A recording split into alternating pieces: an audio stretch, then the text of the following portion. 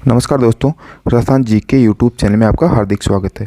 दोस्तों, हमने पटवारी मेंस 2016 के क्वेश्चन पेपर की एक सीरीज़ शुरू की थी। उस सीरीज़ का थर्ड पार्ट आज हम लोग शुरू करने जा रहे हैं। तो चलो दोस्तों शुरू करते हैं। आज का क्वेश्चन, निम्नलिखित में से कौन से युग्म सुमेलित हैं? नीचे दिए गए कोड का प्रयोग कर सही उत्तर चुनना है। एक टेबल में हमें जिला दिया हुआ है और दूसरी साइड में हमें आकार दिया हुआ है। तो ऑप्शन ए का जोधपुर अनियमित बहुभुजाकार, ऑप्शन 2 सिक्कर अर्धचंद्राकार, ऑप्शन 3 जैसलमेर मयूराकार, ऑप्शन 4 करौली बतख का आकार। तो दोस्तों कोड की सहायता से हमें बताना है कि इनमें से कौन सा सुमेलित है। तो ऑप्शन ए में है 2 और 4, ऑप्शन 2 में है 2 और 3, ऑप्शन सी में है केवल 4, ऑप्शन डी में है 1 और 4। तो दोस्तों इसका सही आंसर रहेगा ऑप्शन ए 2 और 4।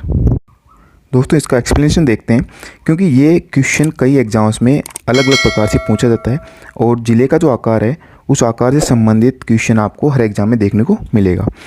पहले देखते हैं हम लोग कि कटोरी नुमा प्याले नुमा अर्धचंद्राकार जो आकृति वो सिक्कर जिले की है। कटोरी नुमा प्याले नुमा अर्धचंद्राकार आकृति सिक्कर जिले की है। घोड़े की नाल के समान रावतभाटा चित्तौड़गढ़ की है।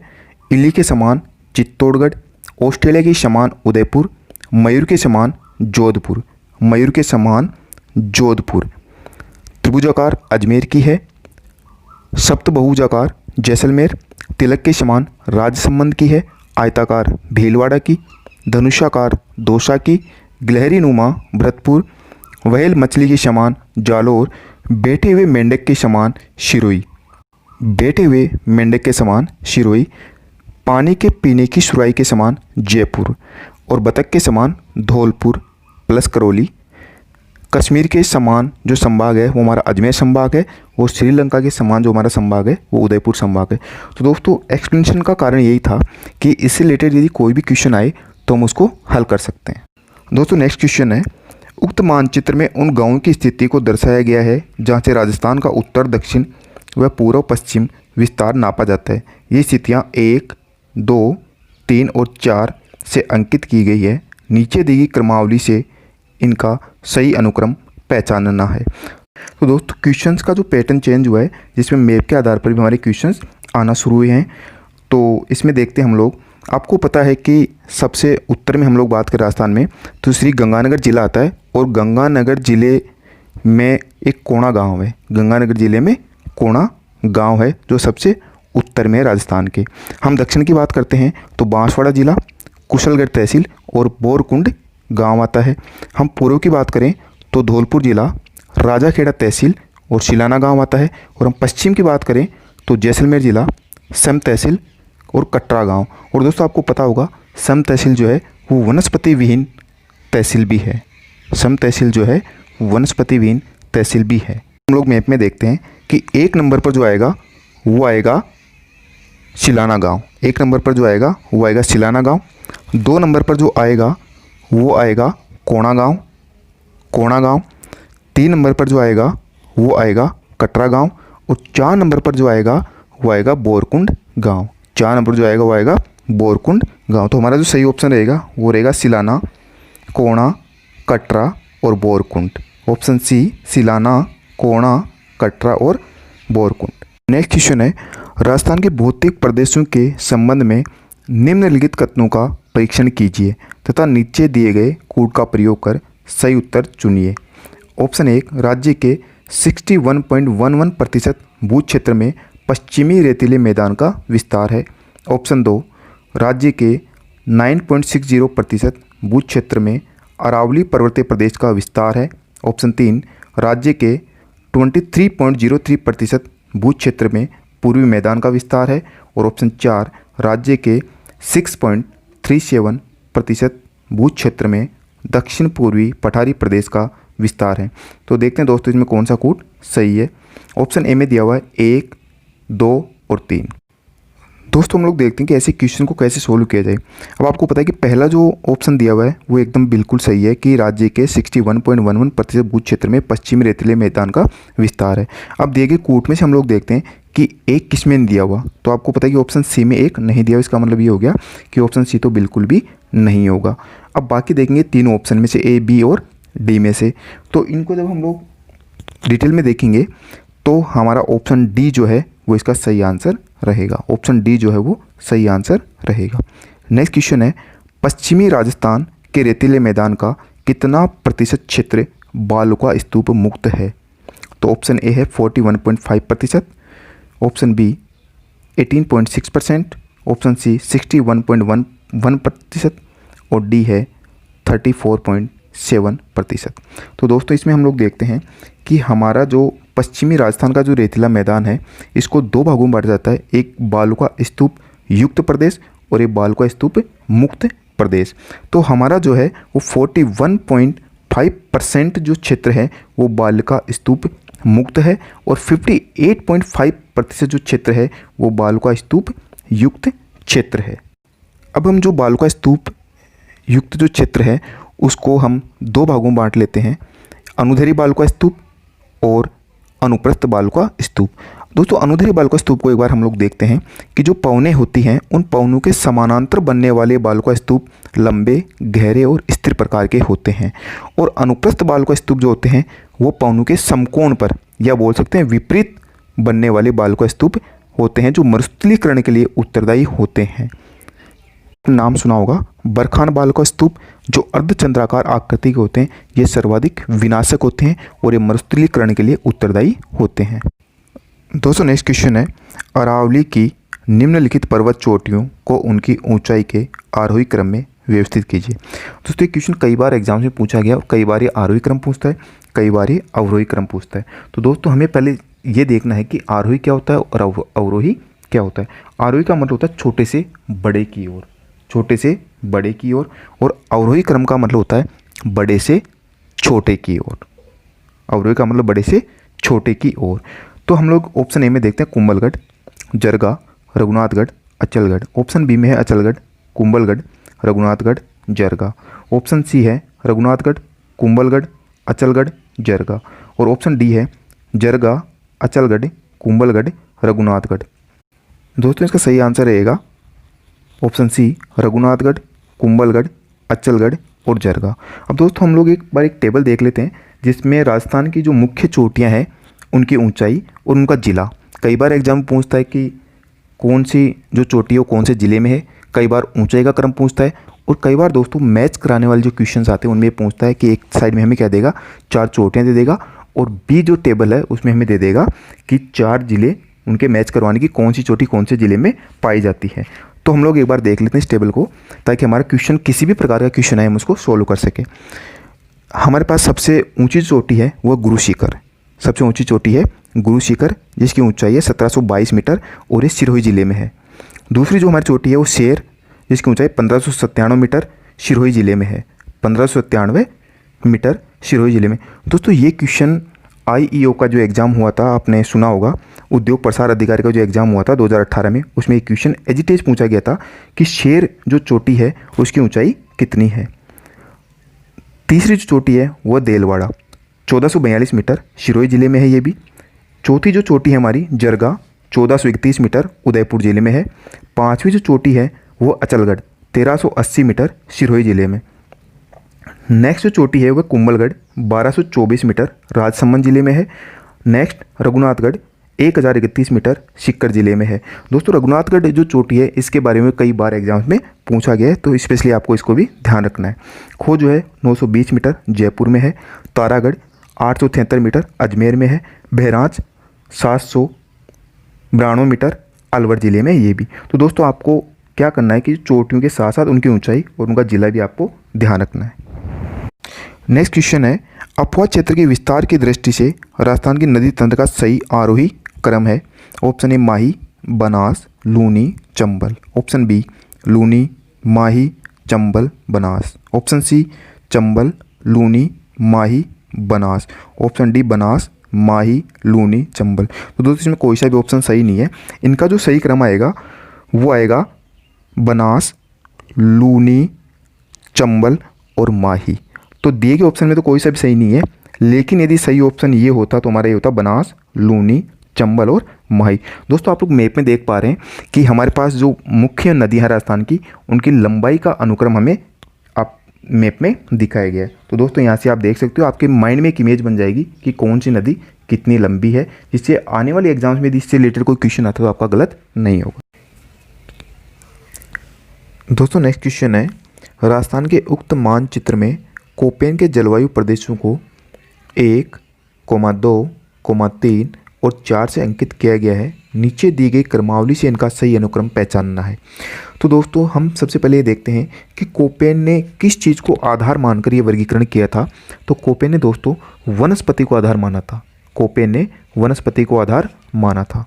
दोस्तों एक क्वेश्चन पटवारी प्री एग्जाम और मेंस एग्जाम और अदर एग्जाम्स में काफ़ी बार पूछा गया है, तो हम इस क्वेश्चन को डिटेल में डिस्कस करेंगे। सबसे पहले हमने देखा कि कोपेन ने वनस्पति को आधार माना था। कोपेन ने वनस्पति को आधार माना था। इसमें कुछ कूट उन्होंने यूज किए थे, जैसे AW, BSSW, BW, HW और CWG। तो दोस्तों सबसे पहले तो हम लोग ये देखेंगे कि AW का मतलब क्या होता है, BW का मतलब क्या होता है, BSSW का मतलब क्या होता है, CWG का मतलब क्या होता है।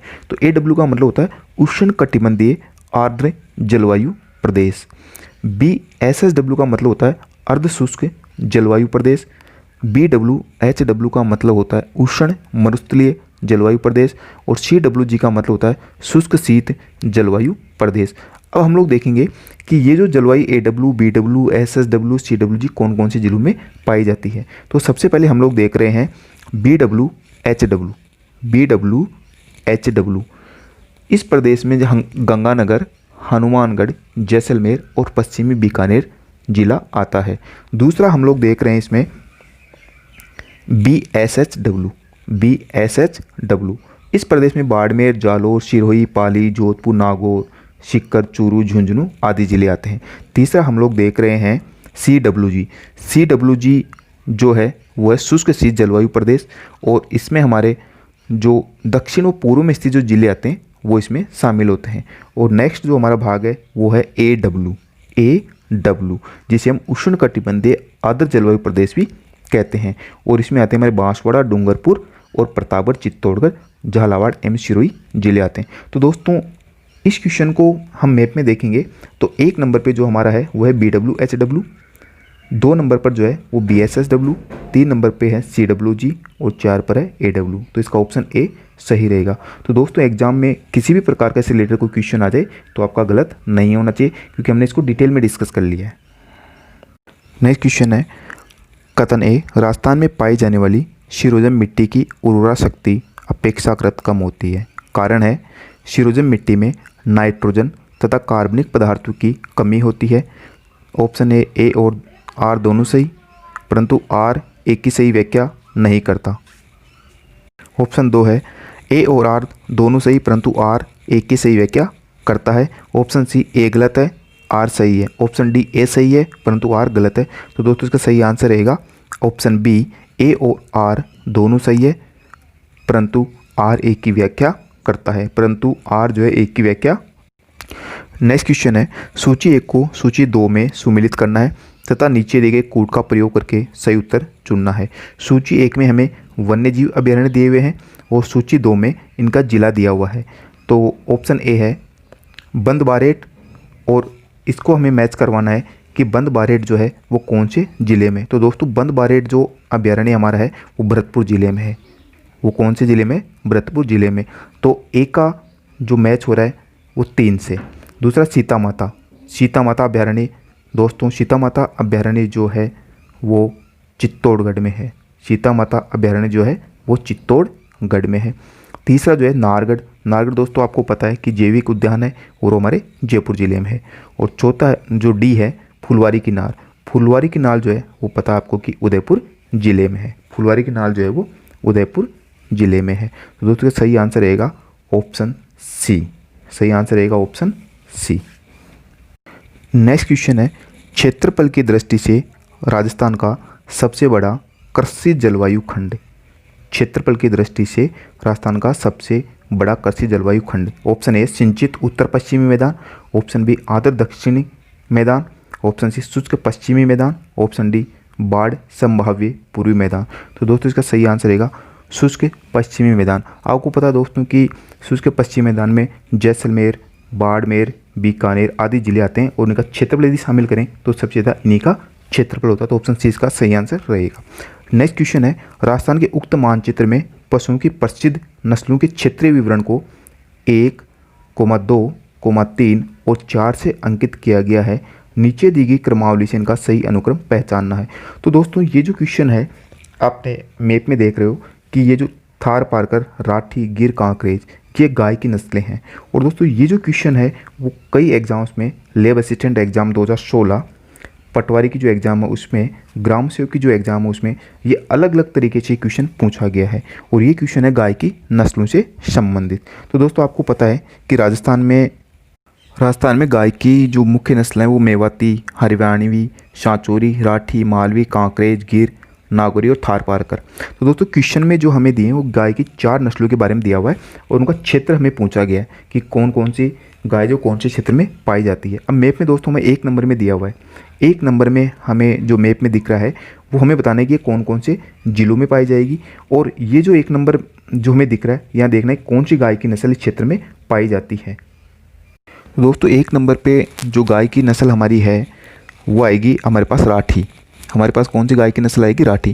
दोस्तों राठी जो गोवंश है वो राजस्थान की सर्वश्रेष्ठ गो नस्ल है और ये सर्वाधिक दूध देती है और इसीलिए इसे राजस्थान की कामधेनु भी कहते हैं। इसलिए इसको राजस्थान की कामधेनु भी कहते हैं।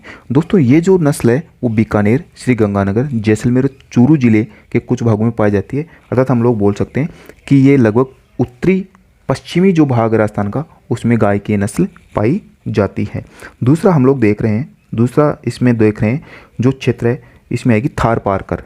थार पारकर जो गाय की नस्ल है वो आएगी और ये जो है बाड़मेर और जैसलमेर का जो क्षेत्र है उसमें गाय की नस्ल पाई जाती है। तीसरा हमारे पास जो है उसमें आएगी कांकरेज, उसमें जो आएगी कांकरेज कि ये जो नस्ल है वो बाड़मेर, सांचौर व नहर क्षेत्र, जालोर तथा जोधपुर के कुछ भागों में मुख्यतः पाई जाती है। और चौथी जो नस्ल है वो आएगी गिर। चौथी जो नस्ल है हमारे पास वो आएगी गिर। दोस्तों गिर को रेंडा और अजमेर गोवंश भी कहते हैं। इसका उत्पत्ति स्थल जो है गुजरात के सौराष्ट्र का गिर वन माना जाता है, इसलिए इसका नाम गिर नस्ल पड़ा है। और ये जो नस्ल है वो अजमेर, भीलवाड़ा, चित्तौड़गढ़, बूंदी आदि जिलों में पाई जाती है। तो दोस्तों हमारा जो सही आंसर रहेगा वो रहेगा ऑप्शन डी, राठी, थार पारकर, कांकरेज और गिर। दोस्तों नेक्स्ट क्वेश्चन है, सूची 1 को सूची 2 से सुमेलित करना है और नीचे दिए गए कूट का प्रयोग कर सही उत्तर बताना है। और सूची 1 में हमें दी गई सिंचाई परियोजना और सूची 2 में हमें जिला दिया गया है कि कौन सी सिंचाई परियोजना कौन से जिले में हमें सुमेलित करना है। तो पहला है बांकली बांध और बांकली बांध जो है वो दोस्तों हमारा है, बांकली बांध जो है वो हमारा है जालोर जिले में। तो ए मैच होगा 3 से। बी है सोम, कमला, अंबा। दोस्तों ये जो सिंचाई परियोजना है वो है डूंगरपुर में, तो बी जो मैच होगा वो 4 से। सी है मोरेल बांध और मोरेल बांध है सवाई माधोपुर में, तो सी जो है मैच होगा 2 से। और डी है जाखम बांध और जाखम बांध आपको पता है कि प्रतापगढ़ जिले में है। जाखम जो बांध है वो प्रतापगढ़ जिले में है। तो दोस्तों इसका सही आंसर होगा ऑप्शन डी 3। बी से मैच होगा 4, सी से मैच होगा 2 और डी से मैच होगा 1। नेक्स्ट क्वेश्चन है, सूची 1 को सूची 2 से सुमेलित कीजिए तथा नीचे दिए गए कूट का प्रयोग कर सही उत्तर चुनिए। दोस्तों सूची 1 में सिंचाई दी हुई है और सूची 2 में हमें दिया होगी कि ये सिंचाई परियोजना कौन कौन से राज्यों की सम्मिलित परियोजना है। चंबल सबसे पहले हमारे पास है चंबल परियोजना। चंबल परियोजना है वो राजस्थान और मध्य प्रदेश की संयुक्त परियोजना है। ऑप्शन बी में माही बजाज सागर, तो माही बजाज सागर जो परियोजना है वो है राजस्थान और गुजरात की। व्यास है राजस्थान, पंजाब और हरियाणा की सम्मिलित परियोजना।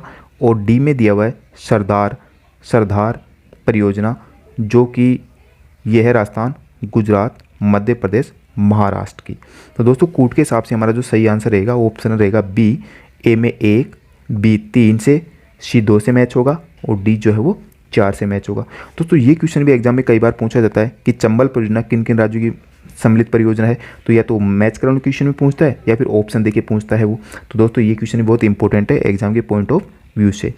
नेक्स्ट क्वेश्चन है, राजस्थान के उक्त मानचित्र में इंदिरा गांधी नहर की लिफ्ट परियोजनाओं की स्थिति को 1, 2, 3 और 4 से अंकित किया गया है। नीचे दी गई क्रमावली से इनका सही अनुक्रम पहचानना है। तो दोस्तों आप लोग मैप में देख पा रहे होंगे, आपको मैप में अच्छे से हाईलाइट करके बताया गया है कि कौन सी जो परियोजना है वो कौन कौन से जिलों में है। तो दोस्तों इसका जो सही आंसर रहेगा वो रहेगा ऑप्शन डी, चौधरी कुंभाराम, पनाला बारूपाल, करणी सिंह, जयनारायण व्यास। दोस्तों आप लोग मैप को एक बार ध्यान से देखना और इसमें कौन कौन से डिस्ट्रिक्ट में ये परियोजनाएं हैं वो आपको क्लियरली दिख जाएगा। नेक्स्ट क्वेश्चन है, वर्तमान में राजस्थान में जल की कौन सी समस्या सर्वाधिक चिंताजनक बनती जा रही है। ऑप्शन ए, जल का अतिदोहन, ऑप्शन बी, जल का बढ़ता प्रदूषण, ऑप्शन सी, जल की बढ़ती लवणता, ऑप्शन डी, अंध और दूसरे क्षेत्रों की बढ़ती संख्या।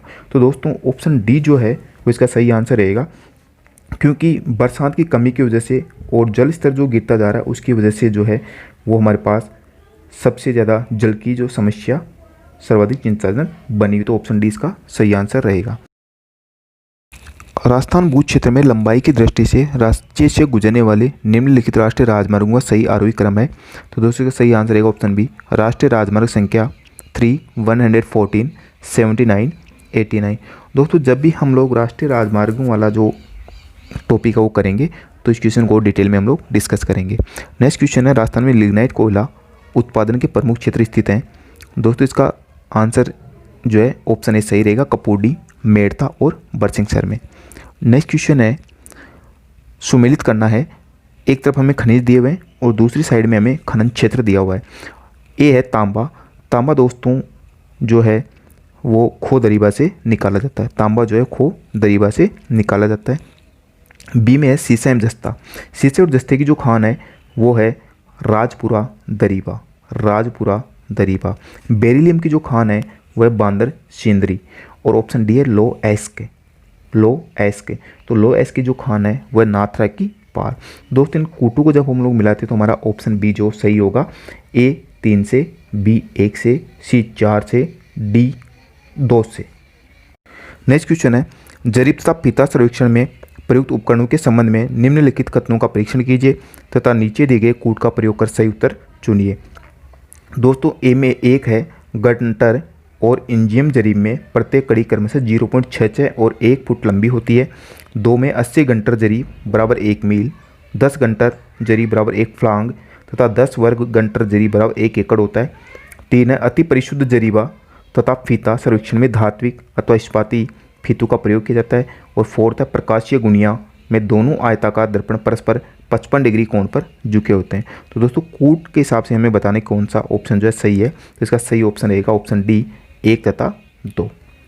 नेक्स्ट क्वेश्चन है, मार्ग में पड़ने वाले भवन तथा रेल पटरियों जरीब फीता सर्वेक्षण में किस प्रकार की बाधाएं उत्पन्न करते हैं। नीचे दिए गए कूट का प्रयोग कर सही उत्तर बताना है हमें।